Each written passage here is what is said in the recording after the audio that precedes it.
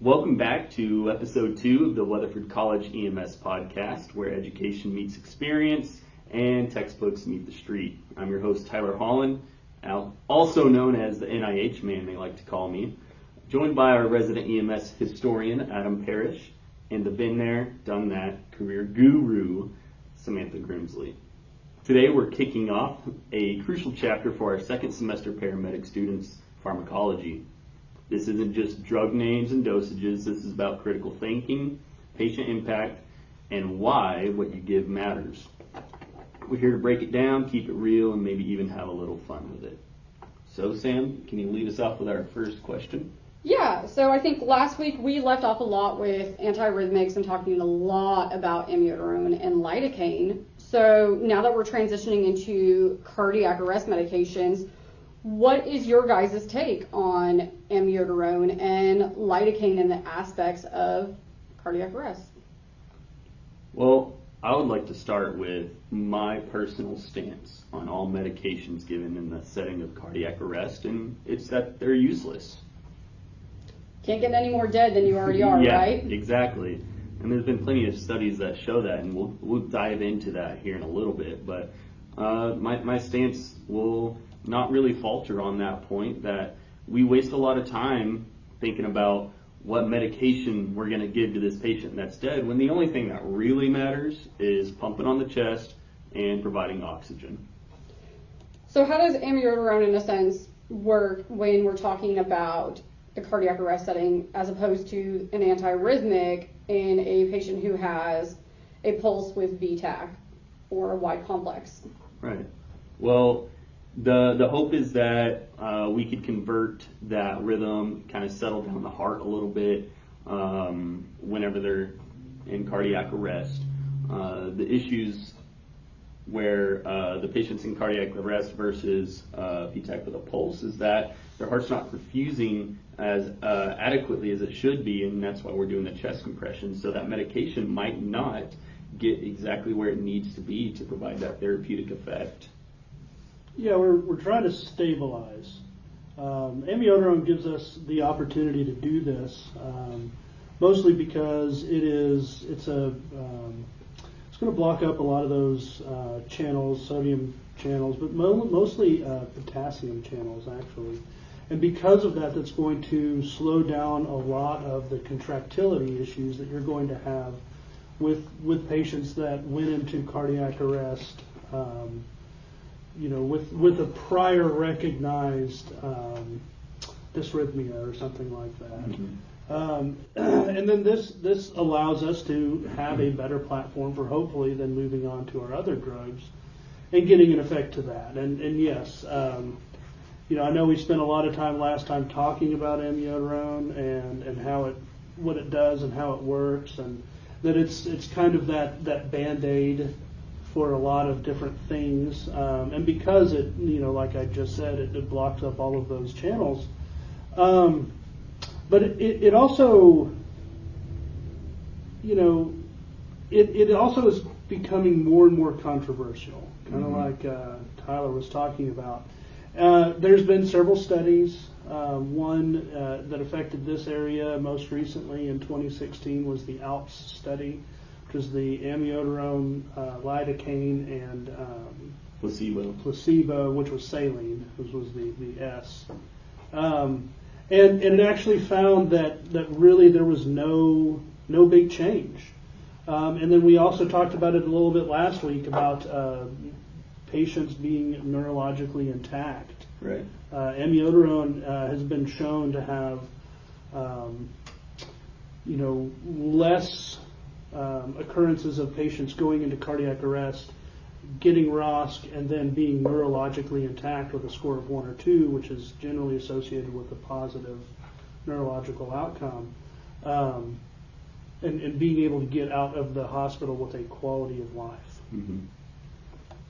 And our goal when we give that medication is not just to convert that rhythm in the cardiac arrest patient.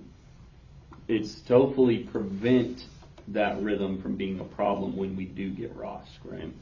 Yeah, and remembering back to last week, amiodarone did technically show a higher ROSC survival, Mm-hmm. but then on the outskirts of things when they were looking at discharging of the patient, there was really nothing relevant there. So you might get, like we talked about the epi high from dumping a bunch of epinephrine into our cardiac arrest patients. You might get that same thing from amiodarone, where you're getting this like initial like, yeah, great, I got ROSC, but then you have to look at the long-term effects.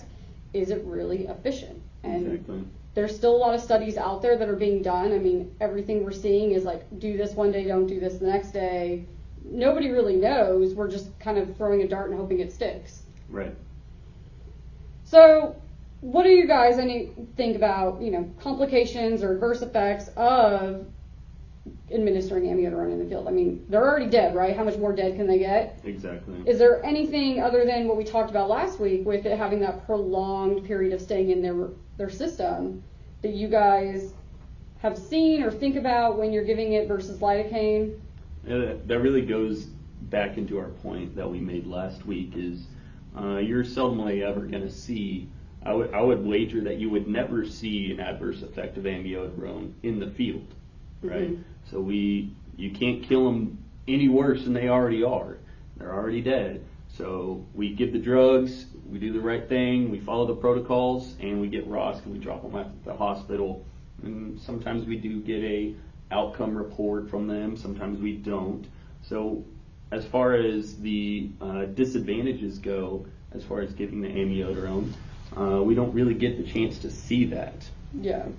Yeah, and there's even studies, Sam talked about it lasting for a long, long time. Mm-hmm. There have been notable studies in some of those patients that were fortunate enough. And I mean, I'm looking at the numbers now, we're only talking about, 2 and 3% possibility. So, but some of these patients that have been studied later have even found amiodarone still lingering in their system anywhere from 1 to 3 months later. That's crazy. Right.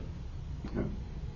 So, when we're giving these drugs like amiodarone or lidocaine, it's not our first drug that we're going to go to, and even epinephrine isn't our first drug we're going to go to. I mean, it's high quality CPR with, rhythm recognition and that early defibrillation that's really going to take it home. By the time you get into giving amio or lidocaine, we're probably already 2 to 3 shocks in at that point, because Right. the timing of your medications is, being very concise of knowing that I've got to do my 5 cycles of CPR if I don't have an advanced airway in. Mm-hmm. And then that comes out to being about 2 minutes for those 5 cycles. Well, by that time, if you're doing it right, you should be getting, somebody on the chest, somebody, if you need to defibrillate, defibrillating, and then going into getting your IV or IO, and then you're going to be time for another check.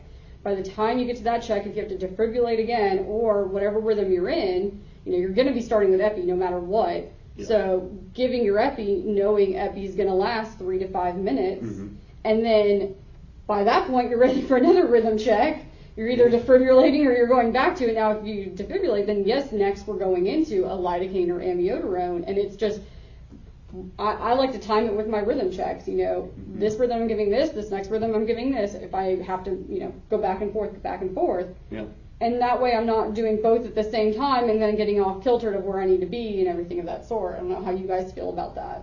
Well, you bring up a good point there, and we see it all too often. You get into the rhythm of working a cardiac arrest, and sometimes we're going to be giving these drugs a little bit willy-nilly, and what I mean by that is you give that drug and then 30 seconds later you have a pulse check. Mm-hmm. Well, if you think about it, if you give that drug and then you're off the chest 30 seconds later, is that drug going to reach all the way to where it needs to be? If you're not working the heart's not working itself right now, so the drug is just going to sit there in the vein. So sometimes we're not going to see the effects that we want from these drugs if we're not going to give that medication during the pulse check, rhythm check, right before we get back on the chest, right? So a little bit of a pearl for you guys to take away from this is time up your drugs that you're going to give appropriately so that it's not just sitting in the vein. What happens if you've given your max of amiodarone, you do your 300 milligrams and your 150 milligrams, and you're still in VFib or pulseless VTAC, do you make that switch to lidocaine, or do you just forgo and say we're going straight epi all the way through now, or what do you guys do in that situation? Absolutely, yeah. So lidocaine works differently. It's got a different mechanism altogether. And if one isn't working, I mean, they say the definition of insanity is doing the same thing with the same results, right? So if it's not working, do something different. And this also is a really good time, to bring up what exactly are we doing here, right? So, and one of those things that we really get into are the H's and T's. Ah, the H's and T's that we beat into their heads. What are your H's and T's in cardiac arrest? Y'all need to know this. H's and T's. You find them in your red flip book, everybody. These things are kind of some of the main reasons why these guys are going into cardiac arrest, and this is, outside of, and this is one of the big things that newer medics struggle with a lot of times is, keeping in the back of their mind everything that you got to do. Yeah. Right? Especially if you're the only medic, if you're on one of those systems where everybody's, EMTs and you're the only medic there, trying to make sure that you are getting your access and getting your airway and making sure that everybody's doing what they're doing and what you're supposed to be doing according to ACLS and everything else. You also, to stack more stuff on your plate, have to be aware of these H's and T's. And some of these things are already going to be addressed when you do get your access and start giving your drugs, and especially like you get your airway going. You can start worrying about your hypoxia and hypovolemia, things like that. But that's also why, if you look at the bottom of the AHA, ACLS protocols, you're also going to start seeing that we're going to start giving drugs. We're going to start with some calcium or some bicarb, things like that, because we're going to be starting to treat those other instances or those other causes of perhaps what has happened to this patient. Yeah, and you can task your firefighters or your EMTs with, the lower level care, such, bagging the patient, putting an OPA or an MPA in, getting on the chest or getting the Lucas, and kind of helping you work that system of, hey, go ahead and pop my tops off my next drug, and, you'll write it before you give it, but they can screw it in together and, hey, go ahead and open up my line for me, get my capno out, start setting me up my intubation equipment. I mean, task the troops with something so that not everybody's just standing around, but if you find that you have people standing around, tell them, thank you for your service, go ahead and step on out or get my ambulance ready if you're going to be transporting, but at the same time, there's little things, like if we get an IV, have them get a D-stick off of it. So we can rule out the possibility of hyper or hypoglycemia, so that's one check off of it. And like you were saying, you're going to get a line.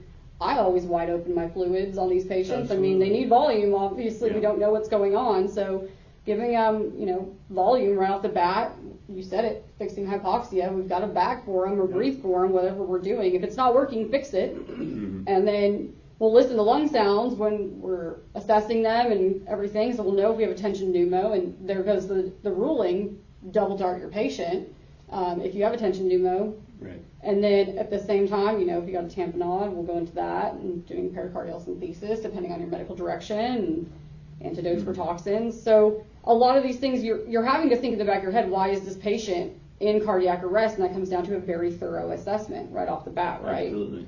So, that's a really relevant thing there. Now, the drug we talk most about is epinephrine. Yeah, of course.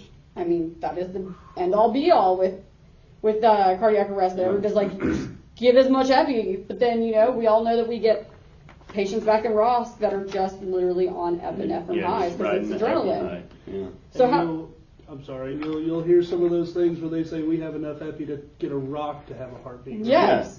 I mean, back in the day, it used to be you gave everything. I mean, you pushed epi, you pushed lidocaine, you pushed amiodarone, you pushed bicarb, dextrose, and calcium, all at the same time, and atropine, and you were just going to town with it all, and you're like, hopefully it starts, and you're like, yeah, you got her pulse back, but what drug actually made that pulse come back to that patient is not going to live through this. Have you guys ever heard the saying, I need you to get this done, and I don't care how you get it done? That's a lot about how this works in ACLS, right?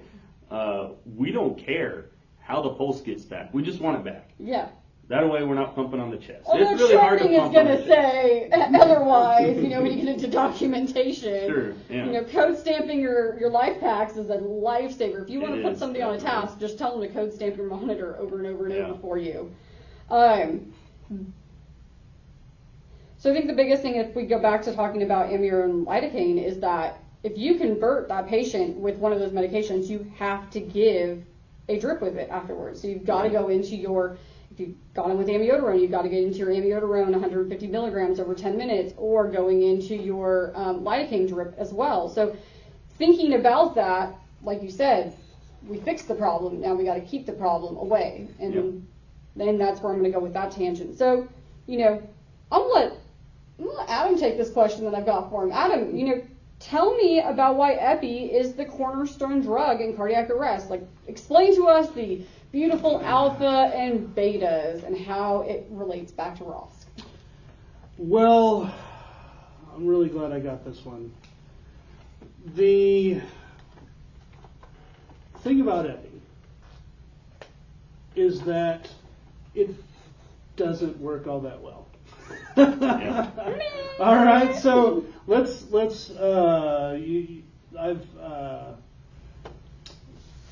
some call me interested in history, so I'll give you a little bit here.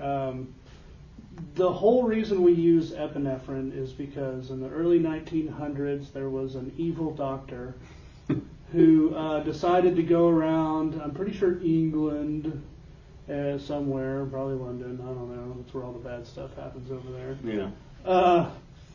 Anyway, he decided to go around and he found all of these dogs in shelters and homeless dog, or dogs walking around, whatever. And I don't know how I did it. Okay, it wasn't traumatic as far as I know, but anyway, he would put these dogs into cardiac arrest somehow, and then he was just testing different techniques and drugs and different things on trying to figure out what worked best. And what he found and was able to extrapolate out through these terrible, terrible unsanctioned things that he did to these poor dogs is that epinephrine was the most effective. And guess what? What, Adam? Tell us. Over 100 years later, with just as much evidence as we had then, which was dog canine related, we still are doing the same thing. Yeah. Okay? Now, that's kind of the historical element, and some of these things are coming to light. There's been more and more studies on the relevancy of us, giving different drugs and doing all these things. One of the newer things that have come out in the last 5 or 10 years, which yes is new, is the whole work them for a certain amount of time, and then if there's no response, leaving them. That's also kind of a newer thing that's been pushed. But to get back to it, now that we kind of have this overarching idea, we know that anything that is alpha is constricting. Okay, so we have the alpha 1 affects one heart, 2 lungs, right? So your alpha 1 specific effects is going to squeeze everything back down. It's going to raise your systemic vascular resistance, which is your afterload.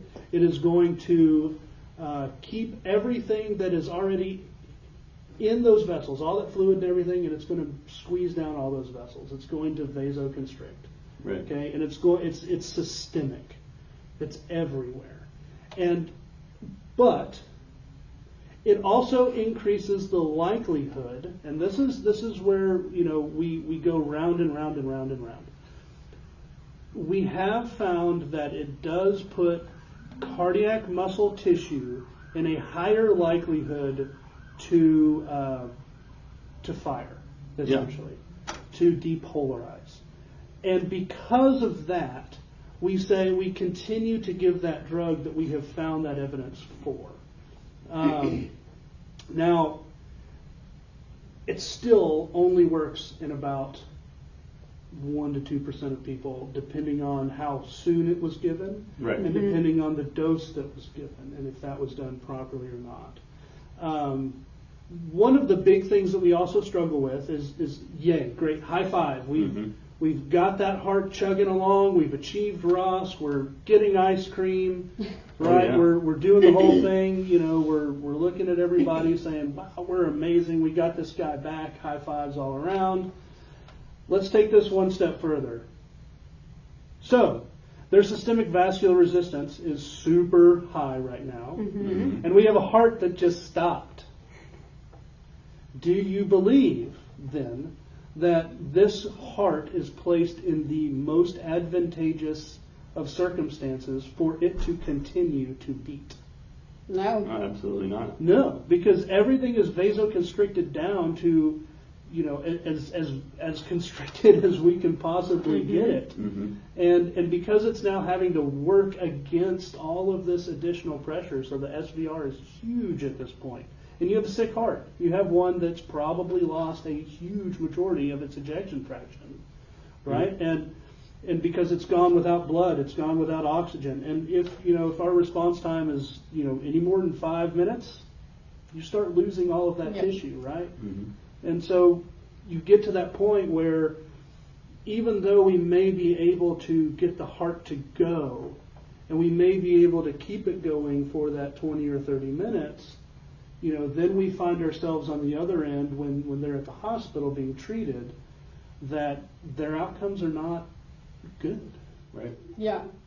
Yeah, and I kind of looked at a couple of studies, and they were talking about how they played with the different dosages of epi, you know, going from 1 milligram into higher dosages where it was like 5 to 6 milligrams, and what did that play out? And realistically, I mean, the 1 milligram was the great threshold of it all, but nonetheless, like, epi was great in getting ROSC, but neurologically didn't do a whole lot for them. Yeah, and of so, course. great, you got a body back, but where's the neurological status in all this? Now you've just kind of made them into a pincushion or a couch, in a sense. They're just a beating heart at that point. And then that's not fair to the family. That leaves Yeah. false hope, and Exactly. it's not a good situation there. I mean, I think we're all still standard in the 1 milligram to 1 to 10,000. I think the big thing we have to remember is it's 1 to 10,000, not 1 to 1. Right.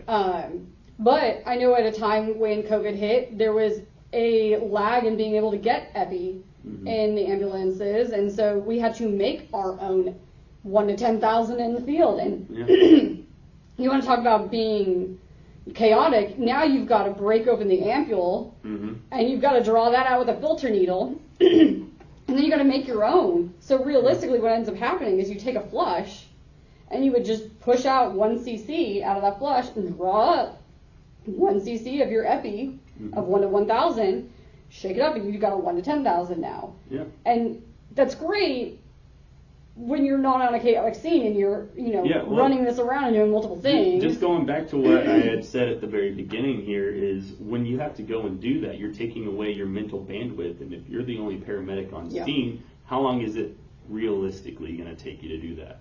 We could practice that all day in here, and we could do it in a matter of seconds. But whenever you have family members crying and hollering and the whole weight of the world is on your shoulders now, you're going to be fumbling around. You might drop one. You have to get another one out. And whatever's happening to that patient, you don't have any idea of, because you're over here messing with the epinephrine trying to get that drug loaded up, when we know realistically that the best thing that we could do for the patient is just pump on the chest. Yeah. And if we're missing rhythm checks and things like that, you're doing a great disservice just to get that epinephrine loaded. Yeah, that is very true.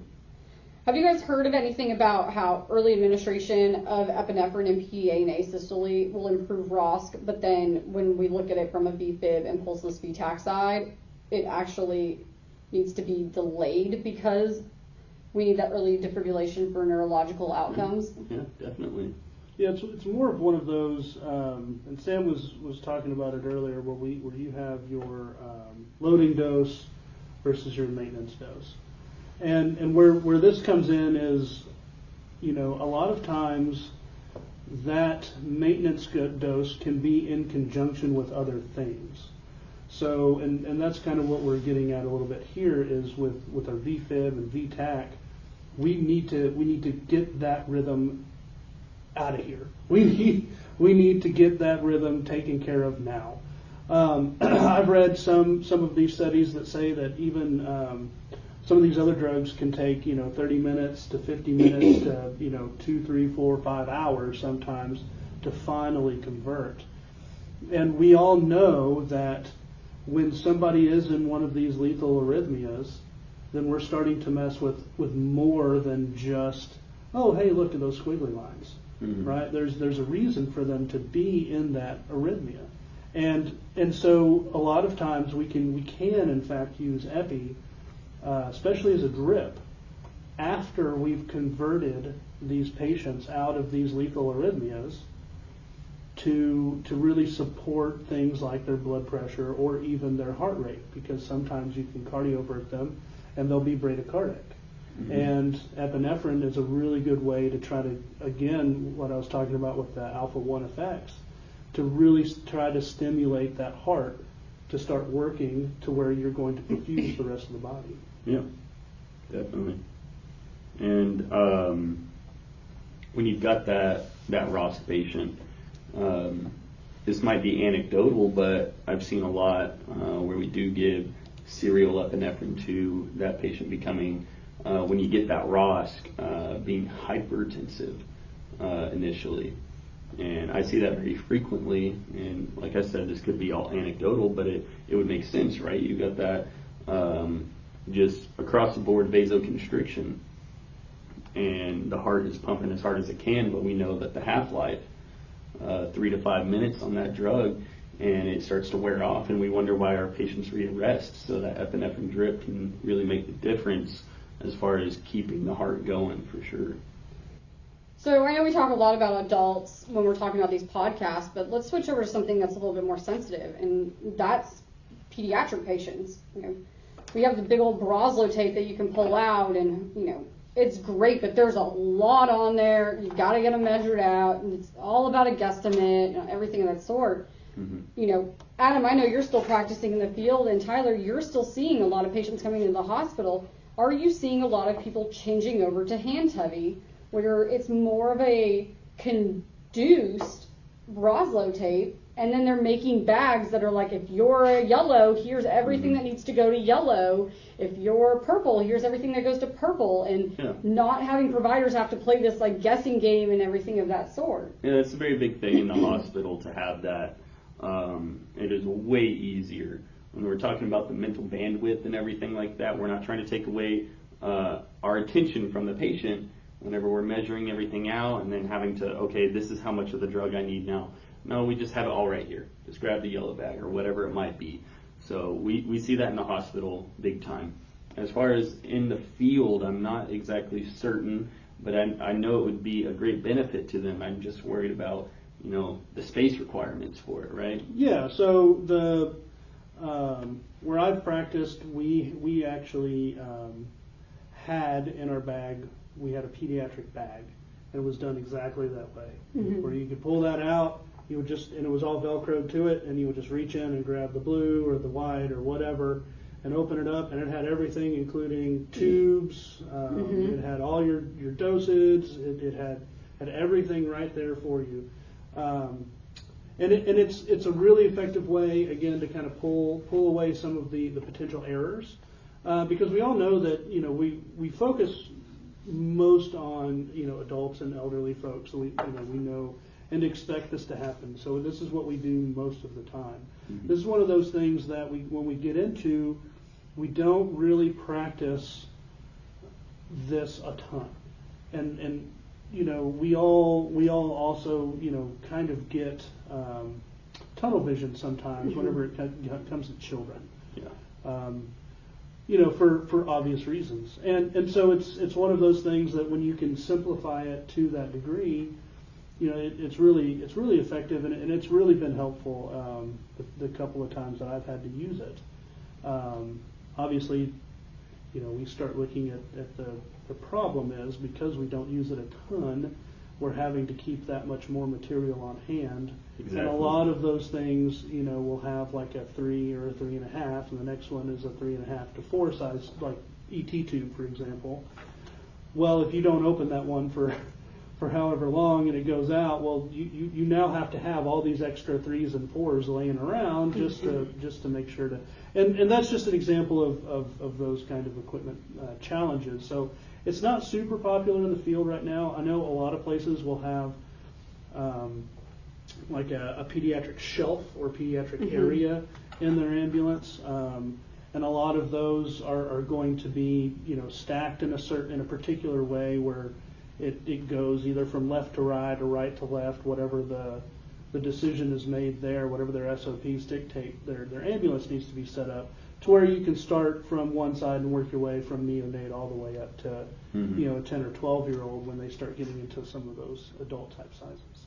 Yeah, so I'm looking at a study that pretty much shows that when you compare a Broslow tape to the hand-heavy system, they found a little bit less in errors on the hand-heavy side. But nonetheless, the biggest factor that we don't think about as society is we're putting these kiddos into a box method of saying this is what the average would weigh, but it's the same thing as what we talk about with diagnosing of rhythms. I don't believe normal sinus rhythm because not everybody is normal, or what is the definition of normal. And so what we do find is in society today, kids range in all aspects of height and size and everything. So it's kind of a little bit harder. You can't disclose the old school method of how much does your kiddo weigh so that you can get an accurate weight.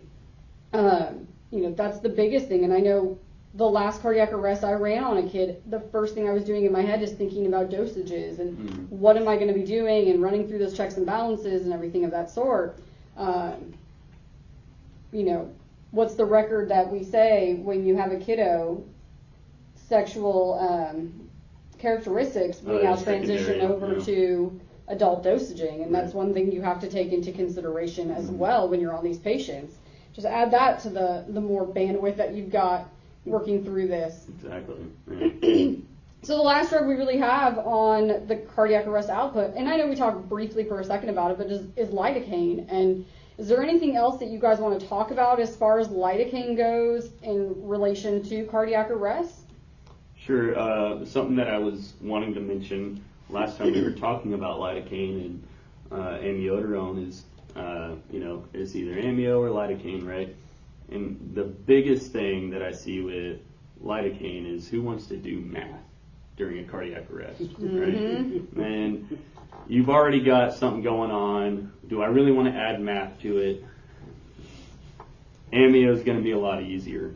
And I think that's one of the big reasons, maybe it's not spoken about, but I feel like that's going to be a big reason to factor in why we are going with amio. It's easy, just give your 300, right? So that's my 2 cents on it. And there have been studies that have shown that, sure, lidocaine definitely does have very strong effects on the ventricles for those ventricular dysrhythmias, but you're not going to go wrong with amio. And of course, they work on 2 different things, but amio is going to be your easier choice. And that's where I land on these things. Yeah, one of the reasons why amiodarone is so popular, and Tyler kind of touched on it, is standard dosing. It's easy. We're in a stressful situation as it is. It's easy just to look at something and say, hey, I'm just going to draw this up and push it, and there it goes. And I don't have to worry about it. I don't have to, I don't have to math it out too terribly much. However, lidocaine is the old school drug. And one of the, Sam had said earlier, we don't necessarily have to discount all of the old school kind of thinking, especially when we get to this point in time, and we've had studies about this stuff. We've I'm looking at one of 6 or 7 that I've been through recently, because these kind of topics really, really are applicable a lot, and need to have a deeper understanding of what and where and why, especially if your service allows you to do both. And so understanding, the differences of what's going on and how it's working is essential. And one of the big things why amiodarone has taken over a lot of times is, and this is again the third or fourth time you're going to hear it, because amiodarone does so many things to attack so many different modalities of what possibly may have gone wrong. And that's one of the big reasons why we also need that big thorough assessment, kind of like Sam was talking about. Not that somebody that stood up and said, "Oh my goodness, my chest," and fell over, we're going to know anything more, right, about which drug we're going to pick. But we also have to have that understanding of, it's very effective if, you may hear somebody said, "Oh, they've had to shock them before." Mm-hmm.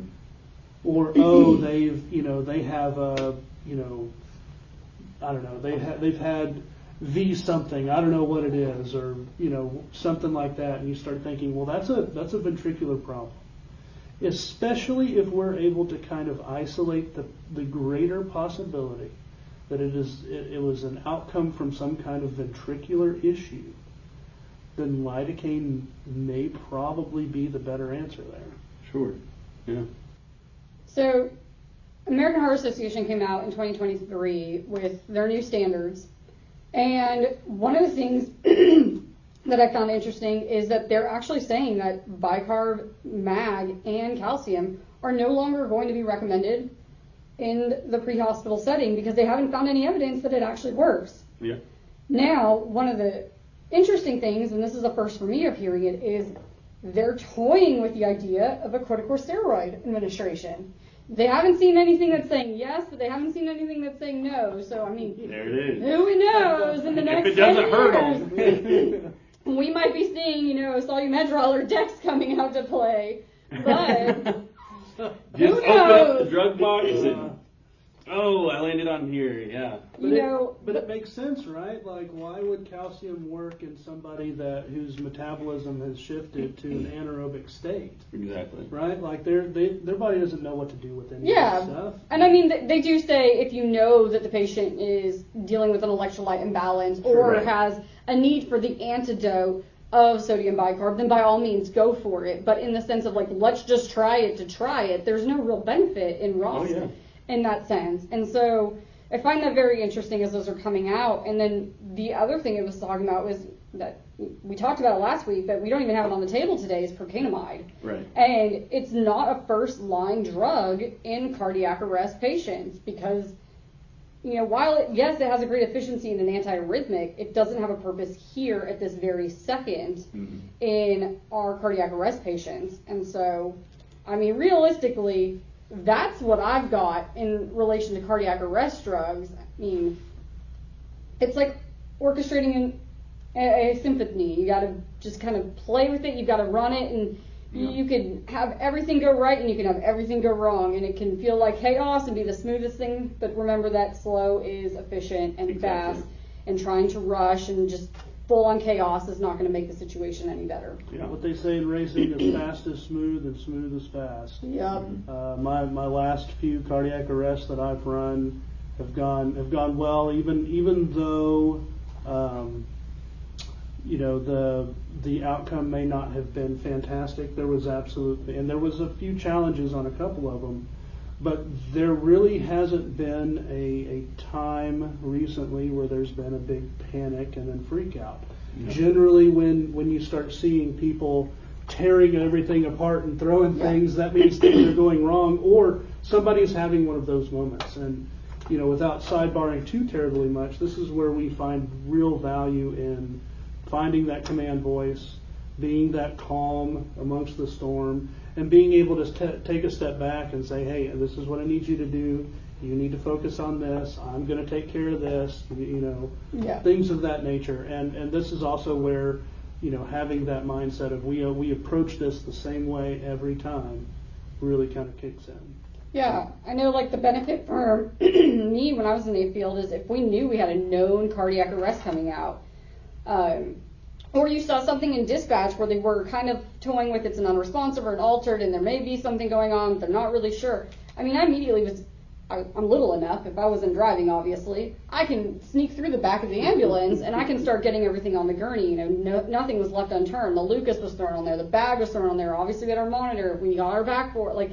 Everything was there, because I'd rather take it all than be that crew that goes walking in with nothing and then have to run back out, and now we're just delaying patient care. Absolutely. And so having that game plan and talking to your partner is the biggest thing. Is like, okay, when we get on scene, this is what I need from you, this is what I'm going to do, and then being able to tell fire exactly what you need and having that clear assignment of roles. And that's one of the biggest things AHA talks about in ACLS is knowing your limitation, knowing your roles, and being proactive in that. Yeah.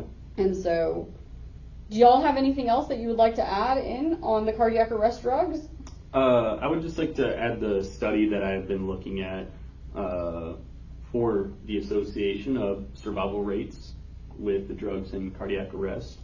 And of course, this is pulled from the NIH, and I highly recommend that you guys just pick a drug, type in NIH after it, and read all you can about it. There's so much interesting things that you can find on here. But this one right here, this one's just about the ACLS drugs, and they used atropine, the old school, we used to do it all the time, lidocaine, epinephrine, procainamide, sodium bicarb, calcium, lidocaine, epinephrine, of course. And their conclusion is that initiating cause of arrest, time to ACLS, and duration of ACLS were important correlates of survival. But other than the procainamide, standard ACLS drugs had relatively little association with survival. And they go on to add that it's possible that the time that the drugs were given, as in the time from arrest to the times that the drugs were given, could be an important role in determining if they are effective. And that kind of brings me back around to what you had said earlier about the random doctor in England giving epinephrine to the dogs, right? Did he, asphyxiate the dog and then give the epinephrine right away?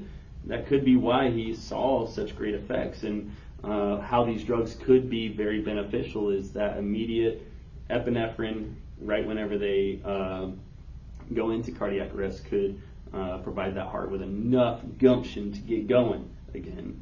Well, then why don't we just go ahead and bring back the precordial thump while we're at it? Well, there's you talk to enough paramedics out there, and you'll hear some stories, and everything you hear about, everything it's anecdotal, but there is some truth behind it, and we will see things work that you would have never imagined.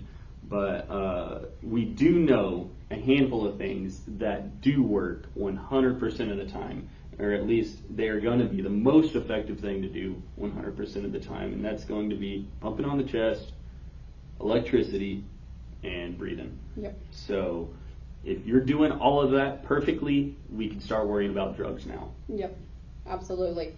And don't waste time trying to get that IV. If you don't think that you have a good site, just go straight for that IO. Absolutely.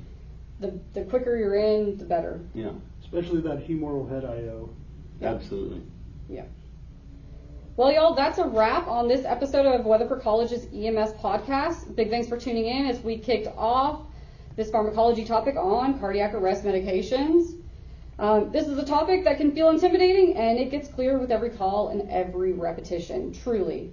In that, stay curious, ask questions, and never stop connecting the dots between the meds, the pathophysiology, and the patient. Until next time, stay safe, and don't forget, it's not about just knowing the drugs, it's about knowing what they do. Have a good day.